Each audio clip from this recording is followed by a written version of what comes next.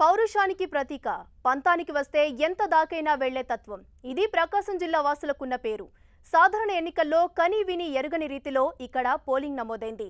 ఎక్కువ పోలింగ్ నమోదు కావడం రాజకీయ నాయకులనే కాదు ప్రభుత్వ అధికారులను ఆశ్చర్యంలో పడేసింది. వెనుకబడిన జిల్లాలో భారీ పోలింగ్ నమోదు కావడానికి కారణాలేంటి?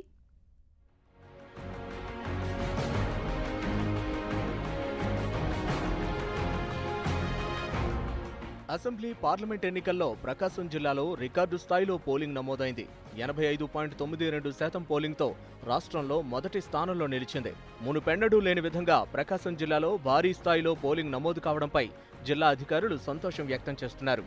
గత ఎన్నికల్లో నమోదైన 83%కి దరిదాపుల్లో ఉంటుందని ఆశించామని, అయితే ఇంత భారీ ఎత్తున ప్రజలు ఓటేస్తారని ఊహించలేదని చెబుతున్నారు. వాస్తవానికి ప్రకాశం జిల్లాలో భారీగా పోలింగ్ నమోదు కావడానికి ఎన్నో కారణాలున్నాయి.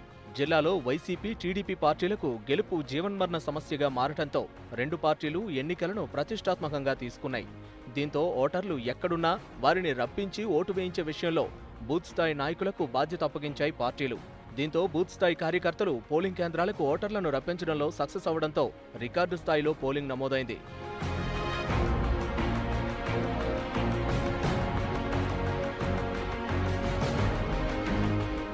హైదరాబాద్, బెంగళూరు, నల్గొండ, చెన్నై, ముంబై వంటి సుదూర ప్రాంతాల్లో ఉండే ప్రైవేటు ఉద్యోగులు, వ్యాపారులు, కూలీలు స్వగ్రామాలకొచ్చి ఓటు వేశారు.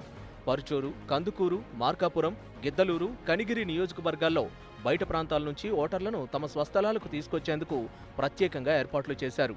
దీంతో సుదూర ప్రాంతాల నుంచి ఓటర్లొచ్చి స్వేచ్ఛగా ఓటు హక్కును వినియోగించుకున్నారు.